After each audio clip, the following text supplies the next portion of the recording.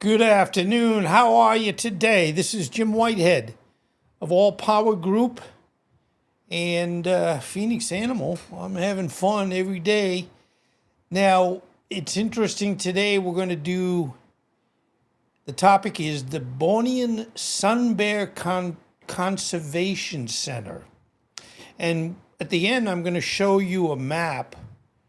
And what I didn't know until I was doing this project, because I did the orangutan center either yesterday or the day before, I didn't know that there's 5 different types of rescue facilities in the same geographic area.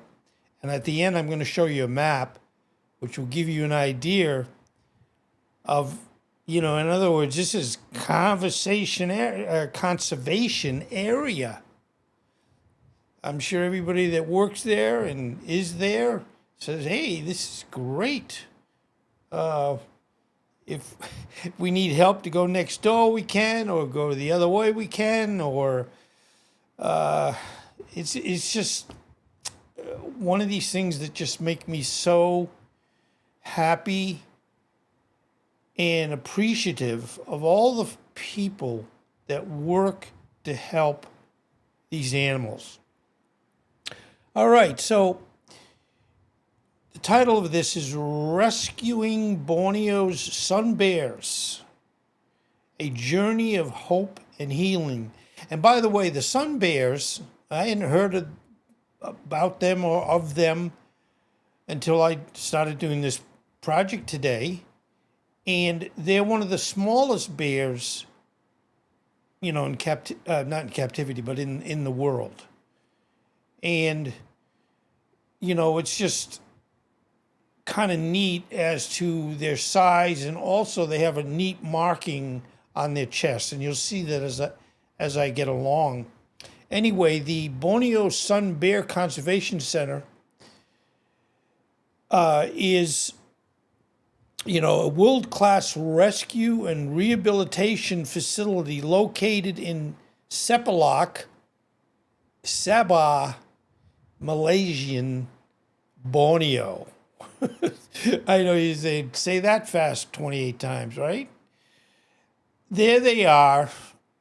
And, I'll go through this facility and what they do for the folks. Anyway, this was established in 2008 by wildlife biologist Dr. Wong Siew Te. There you see him. God bless him. We all hopefully feel we're doing something to help the world or our country or our town or city. But when I see and look at these facilities, and in the case of Dr. Wong Siew Te, thank you. And, when you have such an endeavor and such a project and such a lifetime of what you're doing. I mean, in other words, as I said earlier, this was founded by him, the doctor, in 2008. So you're looking at about 15, 16 years he's been running this. And yes, the good news is, as they do on most of these facilities, people can go in and they make, and you'll see it, but pathways that have it where the visitors are safe, but they really get a good feel for that environment. Anyway, it serves as a sanctuary for Malayan sun bears, the smallest and most elusive bear species in the world. Now they have been rescued from, and here we go, it always gets into the same issue of either illegal pet trade or they're found orphaned. And, we got into that with the orangutans, that in this case, a bear mother will raise these bears or bear, and if they lose their mother, how are they going to learn what they need to do to survive? So, as the orangutan facility did, and as the sun bear facility, they have it where they are taught all the things they need to do to survive on their own. And that would be, and you're going to see climbing and food, I don't want to say preparation, but food gathering. But, as I said, and continuing and finishing, also what happens to these poor sun bears is they are poached. And also we have a problem, as we do in every location in the world, deforestation, where, people say, oh, who cares about the animals? We need the trees, we need the wood, et cetera, et cetera. So the locations like this, and they're large enough, it isn't like in someone's backyard. These are large enough that they can be just like as if they were totally on their own. And I mentioned that the orangutan center was 43 square kilometers. And I know we are so used to the English system that we have to think about kilometers and so on and so forth. As you might know, 43 square kilometers would be smaller than 43 square miles, but not where you'd say, oh, wow, it's tiny versus large. No, it's good sized and they've got plenty of room. And that's what's exciting. The mission and the conservation efforts, the center focuses on animal welfare, rehabilitation, and education. And that's the whole issue on, other than taking care of these animals, they educate them so they can go back and be on their own, go back in the wild. And these are so big, and I even mentioned this with the orangutan facility, the animals can leave, but and I'm sorry I'm going back to the orangutan, but this is what's neat about doing multiple facilities like this, they can come back in. If, let's say, just example, let's say there was a fire or, for whatever reason, drought, and there was just food was becoming scarce. What they did with the orangutan center is they said specifically that occasionally a graduated member of a former group has decided to come back in for a while because they're hungry. So, or they're injured. And boy, I'll tell you, and I know I would get so attached to every one of these animals that I would understand that they need to live on their own and be in their own environment. But I know I would love every one of them. Like I've said many times, I love every dog I see. I don't look at a dog and say, well, that one's not so. No, I love them all. In fact, I've even kind of joked here and there. If I did the same thing with ladies, women, I'd be in trouble every day. But no, I love all animals.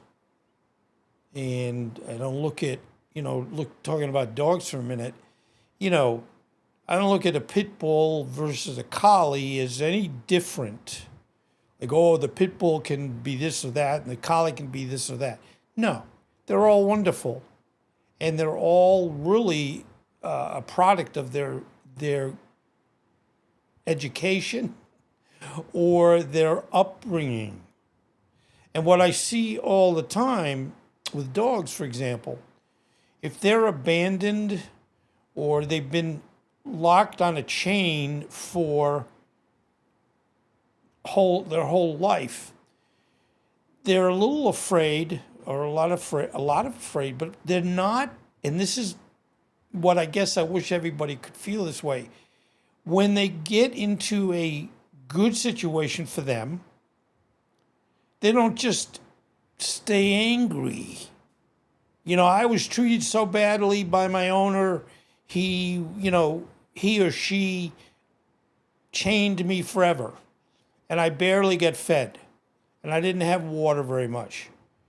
They don't go into, if they get rescued, and we hope they do, they don't go into like, well, I'm going to be angry for the rest of my life.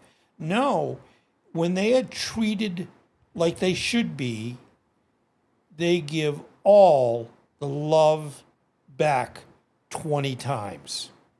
So the big thing, and you see what they're doing here, is these sun bears, to be able to be in the wild, need to learn how to climb trees.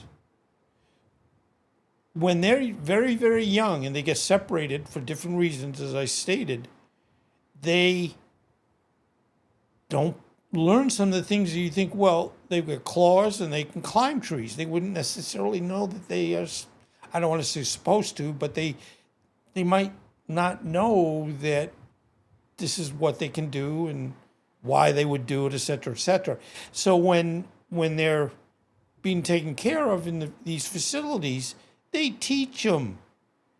They make sure that they know what's going on. They know they're loved, and they understand that they're blessed. Now, the education, it's in a natural forest environment where rescued bears can relearn essential survival skills, such as climbing trees, as I showed you, and foraging for food, with the ultimate goal of releasing them back into the wild. Now, this is what they don't do. And I wouldn't even do a facility or center that had animals in cages. But this is a lot of times how these poor sun bears, because people get afraid of bears, because bears can be, depending on the type of bear. I mean, you go in the Colorado Rockies, and in some cases, you don't want to necessarily, come in contact with some of the bear varieties, because they might say, ooh, I'm going to come after you. And believe it or not, as we said jokingly many times, you can't generally outrun them. And you can't really climb trees real well. And please don't shoot them. So, it's, you got to be careful, but recognize that they are, and they have the right to be taken care of and learn what they need to do so they can have a good, I'm going to say, enjoyable life. So, again, what you're seeing here is no. None of these facilities in this area, and a lot that I have done and those that I'll do in the future, as I mentioned a minute ago, I would not do any facility that is not, like this, where they are out in the open and can play with each other and learn things from each other. Anyway, this is where, in the past, the poor animals were kept in cramped cages as pets. That, to me, a pet and the cage don't necessarily go together. Now, please, don't anybody get offended. I don't mean if you have a crate and you have a puppy and you want to make sure the puppy, when you're sleeping, doesn't get into everything or hurt themselves. So that's a little bit different. But in this case, this is not where this animal has to be protected in a cage. So that's the big difference. Anyway, now, this particular facility, which is on the lower left, and you can see the other 4 facilities, and all the way to the right top is the facility that I did yesterday, or no, the day before, on Sunday actually. And the neatest thing is, this is all normal forest, woods, and all these facilities can help each other. Hey, can you, we're looking for one of our lost bears. We can't find him or her. Oh yeah, we saw yada, yada, yada. So, I mean, what a community. And I know I get excited about these things, but look at this. They are all there. They have everything they need, and they take care of these animals. And this is great. I'm going to look at the other 3 and see if it's something that maybe you might like. But again, the facilities allow bears to behave as they would in their original habitat, because a lot of times this would be where they wouldn't know the difference, unless they were in a whole different country per se. But these are generally probably a lot of animals that are brought in from so many miles around this facility. And unfortunately, it could be where, when I mentioned deforestation, it could be a facility, an area, let's say 20 miles to the west. And they've basically had it where, they've cut all the trees down, and they find these animals that now don't have a home. Well, with these facilities, they have the best of the best.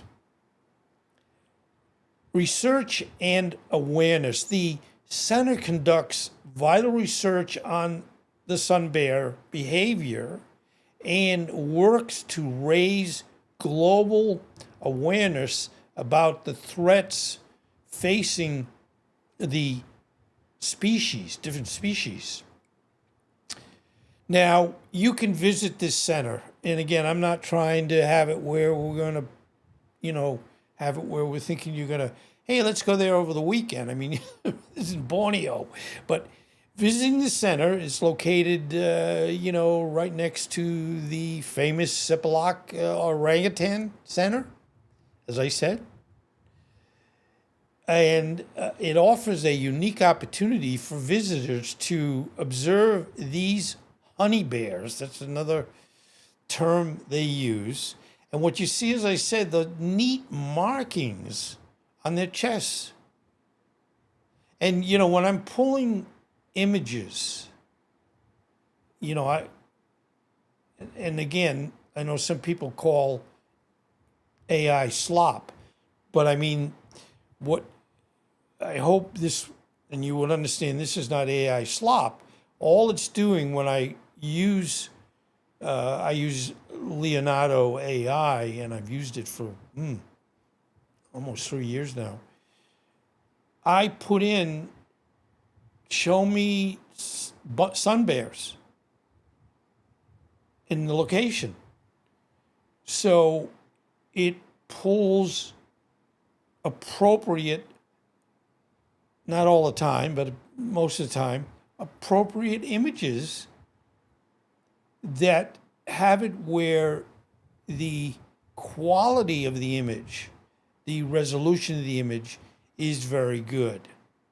And it wouldn't be where you'd say, ooh, that looks like you just got this on a search on Google, nothing personal Google, but we would get pictures that had been taken 20 years ago, and you can imagine the quality. So the biggest thing with AI that I find that I use it for is just to make sure that the images are the best they can be and correct.